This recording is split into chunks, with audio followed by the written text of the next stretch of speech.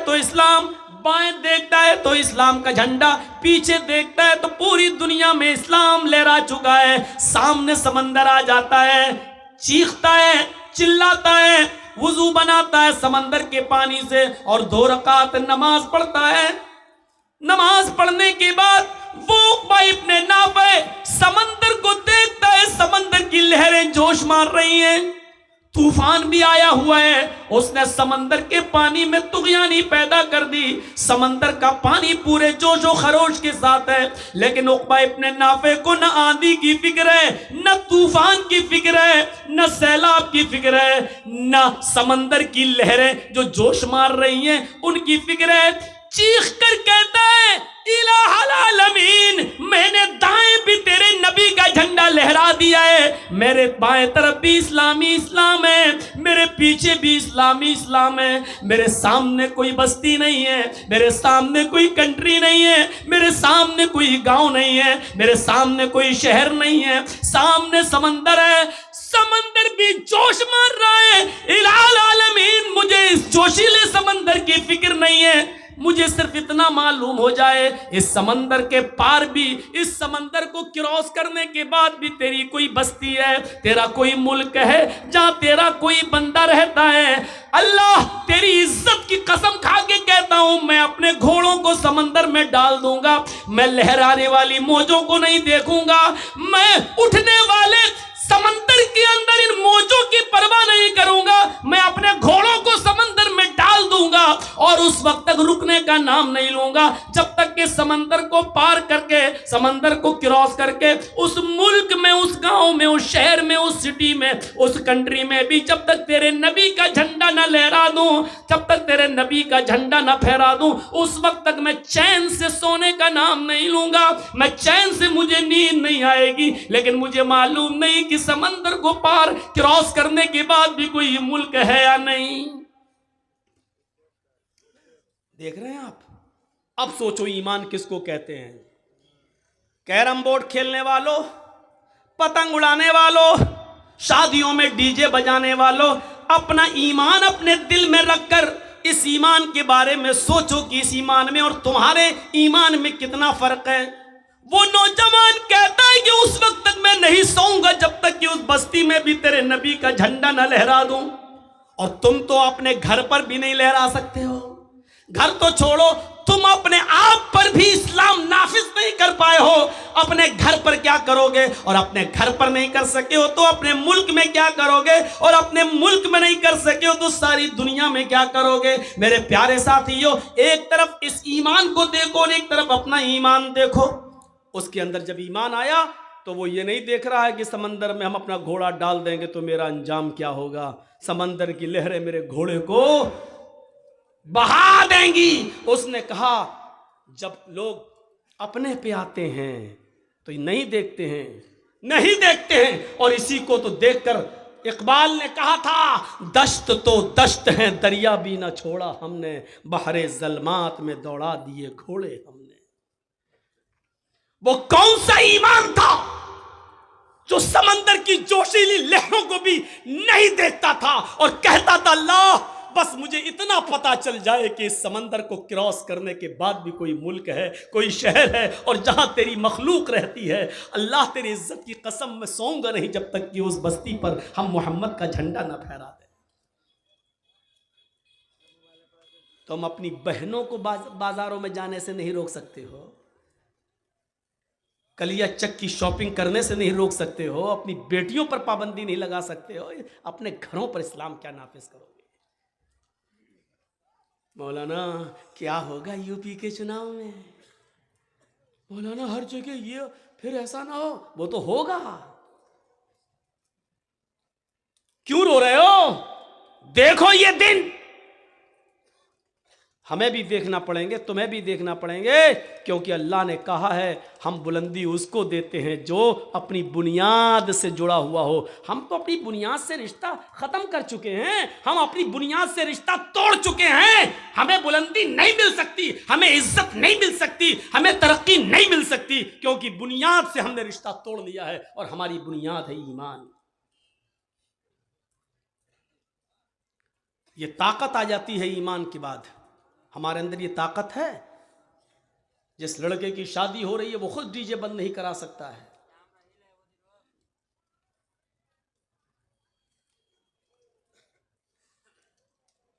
सोचिए आप, वो कौन सा ईमान था।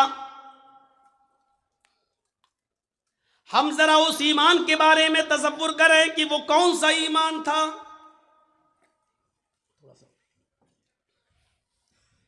कि हुकूमतों को, सल्तनतों को पलटते हुए तारिक इब्न ज़ियाद, सारी जगह इस्लाम लहराता हुआ तारिक इब्न ज़ियाद जब स्पेन पहुंचता है, स्पेन भी अफ्रीका में है, जब स्पेन पहुंचता है तो तारिक इब्न ज़ियाद अपने साथ जिन फौजियों को लेकर गया था, जिन कश्तियों में बैठकर सफर करते हुए जब पहुंचा था और स्पेन में पहुंच चुका तो उसने कहा सारी जगहों पर हमने इस्लाम लहरा दिया है, फहरा दिया है, इस्लाम का झंडा फहरा दिया है, मोहम्मद का दीन हर जगह पहुंच चुका है, सिर्फ स्पेन बाकी रह गया है। अब हमें स्पेन के अंदर इस्लाम का झंडा लहराना है। अब हम इस्लाम की दावत स्पेन के अंदर देने आए हैं। नौजवानों, क्या मेरा साथ दोगे? तारिक इब्न ज़ियाद की फौज ने कहा बिल्कुल, हम तो आए इसीलिए ताकि आपका साथ दें।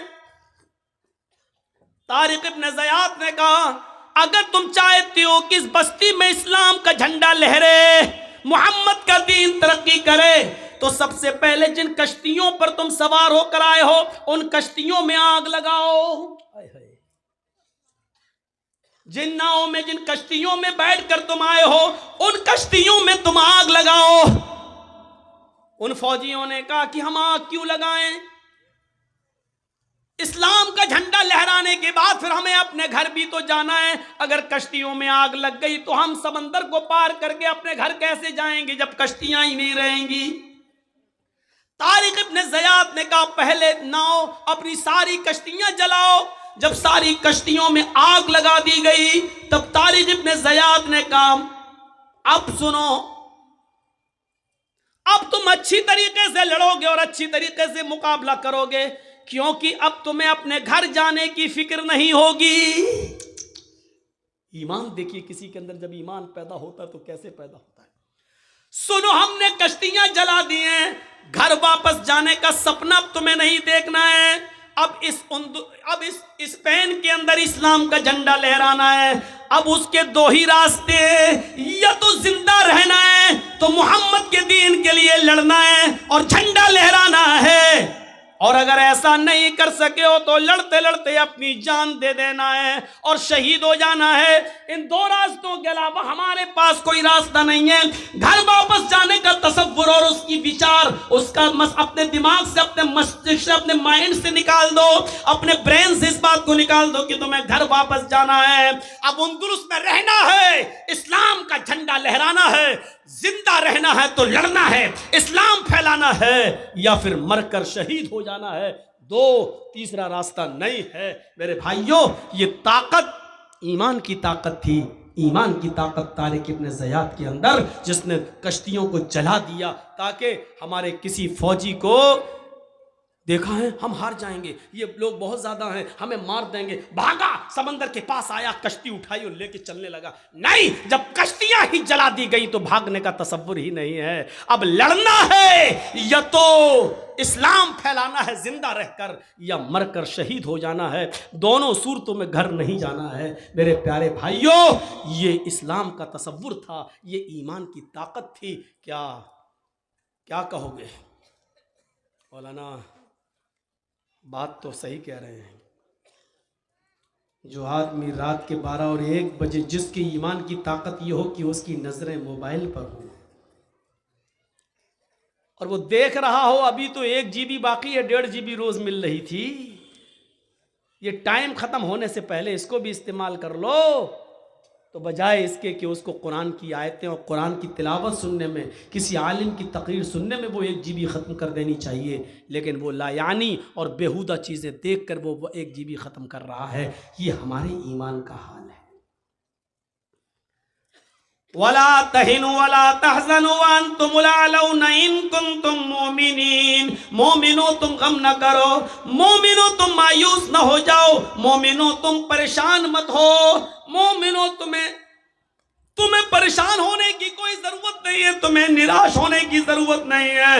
वो अंतुमुल अलौन, तुम ही बुलंद रहोगे, तुम्ही को हुकूमत देंगे, तुम्ही को सरदारी देंगे। शर्त यह कि पहले तुम अपने अंदर ईमान पैदा कर लो, पहले तुम अपने अंदर ईमान पैदा कर लो। वो हजरत खंसा, औरतें आई है ना माँ बहनें, सुनो, तुम्हारी नकेल कसना ज्यादा जरूरी है।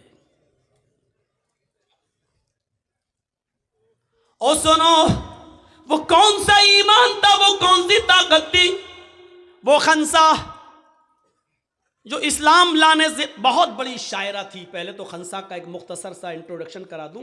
बहुत बड़ी शायरा थी और बहुत बड़ी बिजनेसमैन थी। मक्के में जब आती थी और उकास का मेला जहां लगता था मक्के में, वहां उसका खेमा लगता था, खेमा, और उस खेमे के बाहर लिखा जाता था अरसल अरब, अरब की सबसे बड़ी शायरा, अरब की सबसे बड़ी मरसिया पढ़ने वाली खातून, इतनी काबिल औरत। लेकिन इस्लाम लाने से पहले उसकी हालत दूसरी थी। जब वो इस्लाम नहीं लाई थी, उसका एक भाई मुआविया, काफिरों ने उसको मार दिया, खत्म कर दिया, कत्ल कर दिया।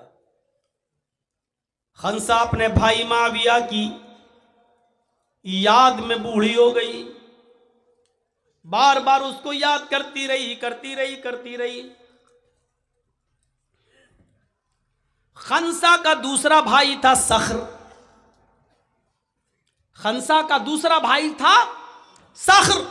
सख्र ने अपने भाई मुआविया का बदला लेना चाहा, दुश्मनों को पता चल गया, दुश्मनों ने खंसा के दूसरे भाई सख्र को भी कत्ल कर दिया।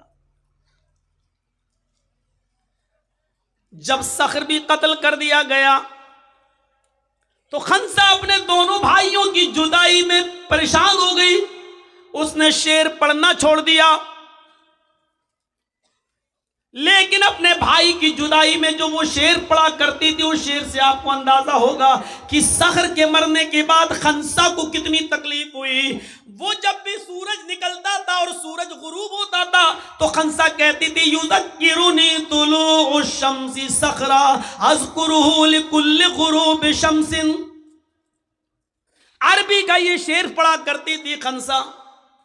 आए सूरज तू क्यों निकलता है, आए सूरज तू क्यों तुलू होता है, आए सूरज मत निकला कर, आए सूरज तू क्यों चमकता है, तू मत चमका कर।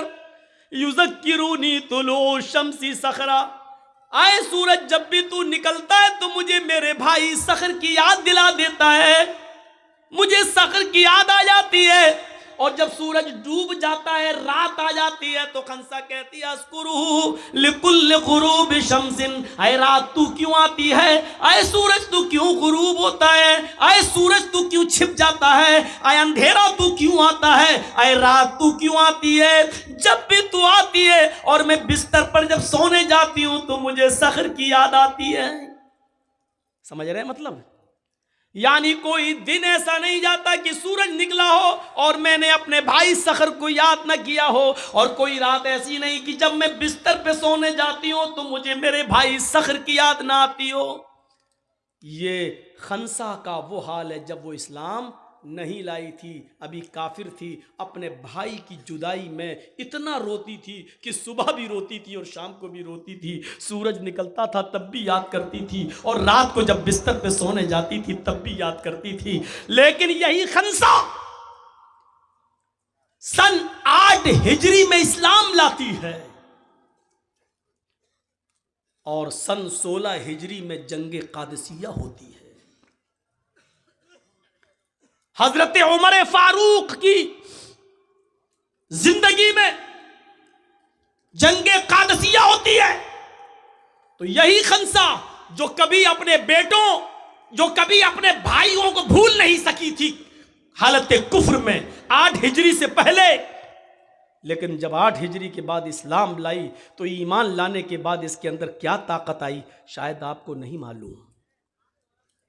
सुनो उसके अंदर क्या ताकत आई। वो खंसा जो इस्लाम से पहले इतनी कमजोर थी कि सूरज निकलता था तो कहती है क्यों निकलता है, मुझे सखर की याद दिला देता है। रात आती है तो कहती है क्यों आती है रात, मुझे सखर की याद आ जाती है। यानी मुझे न दिन में चैन न रात में सुकून, मुझे मेरे भाई की याद आती है।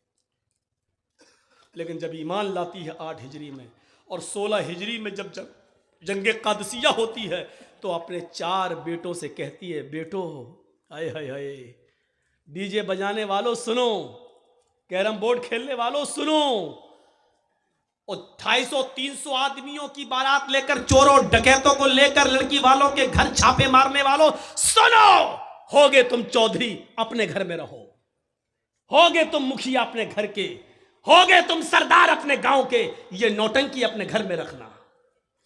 होंगे तुम एमएलए, होंगे तुम एमपी, हमारी नजर में ये सब नौटंकियां अपने घरों में रखना। हम यहां तुम्हारी नौटंकी सुनने नहीं आए, यहां हम इस्लाम सुनाने आए हैं। और इसमें मौलवी जर्जीस भी लपेटे में आ सकता है, मौलवी भी लपेटे में आते हैं। इस्लाम वो मजहब है जो किसी को नहीं छोड़ता। तब्बत यदा अबी लहब, अरे नबी के चचा को नहीं छोड़ा तो हम और आप क्या हैं। जो गलत है वो गलत है, जो भी हो। अभी कोई लड़का किसी लड़की को लेके भाग जाए, पंचायत बैठ जाएगी, सरदार जी आएंगे पंचायत करने के लिए, और दोनों तरफ की बातें सुन के क्या कहेंगे, साहब 8 दिन के बाद लड़की को लेके आया तुम्हारा लड़का, चल 2 लाख रुपए लड़के वाला लड़की को देगा। होता कि नहीं होता फैसला? ऐसा फैसला करने वाले सरदारों, कयामत के दिन अपनी गर्दन अल्लाह के अजाब में डाल चुके हो तुम।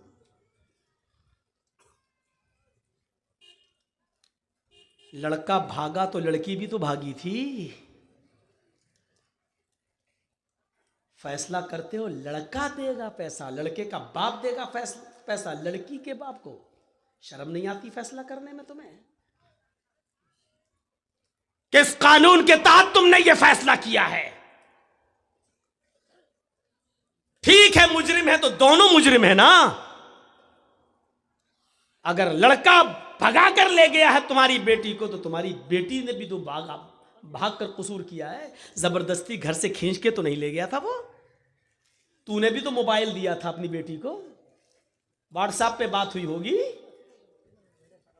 कलिया चक चौरंगी में मिलेंगे, चलो आ जाना। वहां से भागी होगी तुम्हारी बेटी। और फैसला तुम क्या करते हो साहब, लड़की की इज्जत दागदार कर दी है, अब कौन करेगा इससे शादी। अरे करे चाहे भाड़ में जाए, तुम्हें फिक्र क्यों हो रही है साहब? लड़के से करो। लड़का कहता हम नहीं करेंगे। क्यों? का ये तो और 10 के साथ चक्कर चलता है इसका, तो नहीं करना है तो तुम लेके गए थे, इसकी इज्जत दांव पे लगी, करो, नहीं तो 4 लाख रुपया दो, 5 लाख रुपया दो, 2 लाख रुपया दो। लड़के का बाप भी सोचता है 2 लाख रुपए दे के छुटकारा पालो। ये फैसला तुम करते हो, जबकि फैसला ये होना चाहिए कि अगर दोनों शादीशुदा हैं तो दोनों को पत्थरों से मार मार के खत्म कर दो। दोनों कुंवारे हैं तो दोनों को 100-100 कोड़े मारो और 1 साल के लिए मौजमपुर, लखीपुर, श्री रामपुर सब बाहर निकाल दो, इनको घर में घुसने मत दो। 1 साल के लिए डिस्ट्रिक्ट मालदा में इनकी शक्ल न दिखाई दे, वो भी कब? 100 कोड़े दोनों को मारने के बाद। फिर 1 साल के लिए दोनों को शहर से बाहर निकालो। जिनकी सजा ये होनी चाहिए उनकी सजा आप क्या दे रहे हैं? लड़के वाला 2 लाख रुपए देगा। भाई तेरे बाप का कानून चल रहा है यहाँ। कुरान कहता है लड़का लड़की भागने में और जिनाकारी में लड़की का रोल नंबर 1 होता है, लड़के का रोल 2 नंबर पे होता है। गलती लड़की की तरफ से ज्यादा होती है। ये कुरान कह रहा है सजा लड़की के बाप को मिलनी चाहिए, लड़की को मिलनी चाहिए, सजा आप लड़के को दे रहे हैं आप। कुरान ये कहता है कि जिनाकारी में, बदकारी में, लड़के को बहलाने में, फुसलाने में, लड़के को भगाने में लड़की का रोल अहम होता है। अज़्ज़ानियतु वज़्ज़ानी फजलिदू कुल्ल वाहिदिम मिनहुमा मियता जल्दा। अल्लाह ने पहले ज़ानिया औरत का नाम लिया, लड़की का नाम लिया, जिना करने वाली लड़की, बदचलन लड़की, बदचलन लड़का, गलत काम करने वाली लड़की, गलत काम करने वाला लड़का। अभी तक तुम्हारा कैमरा सेट नहीं हुआ भाई, इतनी देर में तो लड़की सेट हो जाती है आज के माहौल के हिसाब से। अब ये वो लोग सुनने आए हैं, बताइए तो आप, ये लोग सिर्फ अपना चैनल चलाने आए हैं, कमाने आए हैं। हवा निकाल दिया। चाचा तुम मत उठना, यहीं बैठे रहना, पूरी तकरीर सुनना आज। अगर गए तो हम चाची से शिकायत कर देंगे आपकी, इसमें भी भलाई है। सुनिए मेरे भाइयों, बड़ी अच्छी बात बता रहा हूं। लड़की की तरफ से गलत काम के लिए उकसाया जाता पहले। सरदार लोगों, आपको कुरान की रोशनी में मैं मशवरा दे रहा हूँ, कोई सरदार हमारा मुखालिफ नहीं है। जितनी इज्जत, सच है, हकीकत है, मेरी पूरे हिंदुस्तान में प्रोग्राम होते हैं, बाहर भी गया हूँ, अभी कोरोना के चक्कर में नहीं जा पा रहा हूँ, अल्हम्दुलिल्लाह अक्सर मुल्कों में मैं जा ही चुका हूँ, कंट्रीज़ में। लेकिन ये भी कहता हूँ मैं डंके की चोट पर कि जो प्यार, जो मोहब्बत, जो इज़्ज़त बंगाल वालों ने मुझे दी है, यकीनन वो मुझे ना तो यूपी में मिली, ना पूरे हिंदुस्तान में कहीं और मिली। ये भी मैं इस बात का इकरार करता हूँ। लेकिन इसका ये मतलब नहीं है कि अब आप इस तारीफ में फूल जाएं, साहब हम बड़ी इज्जत करते हैं। हमसे लोग पूछते हैं कि बंगाल वाले कैसे समझ जाते हैं तुम्हारी बात। हैदराबाद में लोगों ने पूछा, यूपी में पूछा, हर जगह लोगों ने पूछा। हमने कहा जितना बंगाल वाले समझते हैं उतना तो कोई समझता ही नहीं है। यूपी में मैं कह रहा हूं कहां तुमको वोट डालना चाहिए, कोई समझ ही नहीं रहा है। बंगाल में मैंने एक इशारा किया, पूरे बंगाल ने वहीं ठोंक दिया जहां मैं चाहता था। मैंने कहा जितना बंगाल वाले मेरी बात मानते हैं और समझते हैं उतना तो पूरे हिंदुस्तान में कोई नहीं समझता। लोगों, अरे लोग तो पूरे हिंदुस्तान में आप चले जाइए, हमको उस पर वो इतनी वायरल हुई वीडियो कि लोग बंगाल का मुख्यमंत्री हम ही को समझते हैं। मौलाना बंगाल, वो अरे मौलाना साहब आप, अरे कितने लोग तो हमसे कहने लगे मौलाना एक काम है मेरा बंगाल में करवा दो। मैंने कहा मैं कैसे करवा दूं यार, पहले मुझे अपना तो काम कर लेने दो। हमसे कहने लगे मौलाना मेरा काम करवा दो, मेरा एक बंगाल में ये काम है वो काम है। यानी लोग हमको बंगाल के बारे में पता नहीं क्या तसव्वुर करने लगे, ये हाल हो गई। और जब मैं बंगाल में प्रोग्राम करने आता हूं तो मेरे अब्बू मेरी अम्मी बड़ी मुतमईन हो जाती है, कहते नहीं मेरा लड़का ठीक जगह जा रहा है, वहां सेफ्टी रहेगी।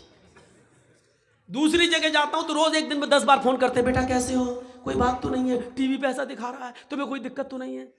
लेकिन बंगाल आ जाता हूं तो वो बिल्कुल टेंशन फ्री हो जाते हैं, ना कुछ नहीं, वो बंगाल ऐसा ही है। अब ये बताइए ये कितनी बड़ी, जिसके माँ बाप को जिस स्टेट से अपने बेटे के लिए सुकून मिल जाता हो तो उससे बड़ी बात एक बेटे के लिए क्या होगी कि मेरे बाप मुतमईन है। सोचिए, घर की तरह समझते हैं कि मेरा बेटा अपने घर ही गया एक तरीके से, ये तसव्वुर कीजिए। लेकिन सुनो, शिकायतें भी हमें तुमसे ही सबसे ज़्यादा रहती हैं, कभी इधर से उठना, कभी उधर से उठना, कभी बीच से उठना। फिर हमें लगता, फिर मिसाल दो कि कुत्ते की दुम टेढ़ी रहती है तो वो कभी सीधी नहीं हो सकती। ये प्यार में दे देता हूं मैं यार, बुरा मत मानिएगा। तो ये चीज थी, हमें सोचना चाहिए। हजरत खंसा के बारे में हम बतला रहे थे मेरे भाइयों, वो तसव्वुर कीजिए आप।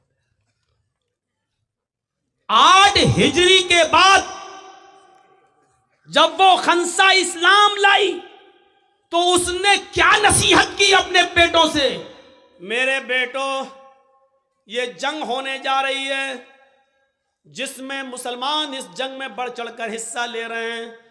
तुम मेरे 4 बेटे हो, चारों बेटे मैदान जंग में कूद जाना। अरे मेरे बेटो, जंग में जाने से पहले मैं तुम्हें एक बात बता दूं, कोई बेटा अपनी मां को गलत नहीं मानता। वो छोड़ दिया मैंने कि लड़की की तरफ से शुरुआत होती है, बात वहां से थी लेकिन छोड़ दिया। चलो पूरा कर देता हूं। हमेशा याद रखना कि जिना की शुरुआत लड़की की तरफ से होती है। अगर लड़की ये चाह ले कि मेरे जिस्म को कोई हाथ नहीं लगाए तो जिंदगी में कोई लड़का किसी लड़की को हाथ नहीं लगा सकता, ये याद रखिएगा। यहां कानून है, अब तो 21 साल का कानून बन रहा है, बल्कि बन भी गया है। शादी 21 साल में होगी। जितनी लड़कियों की शादी की उम्रें बढ़ाई जाएंगी उतने ही रेप के केस ज्यादा होंगे, उतने ही शिकायतें ज्यादा मिलेंगी आपको। देखिएगा साहब पढ़ नहीं पाती हैं। जो पढ़ने वाली होती है ना वो शादी के बाद भी पढ़ के दिखा देती है, और जिसको नहीं पढ़ना है तो माफ कीजिएगा प्रधानमंत्री बनकर भी वो अंगूठा टेक रहता है।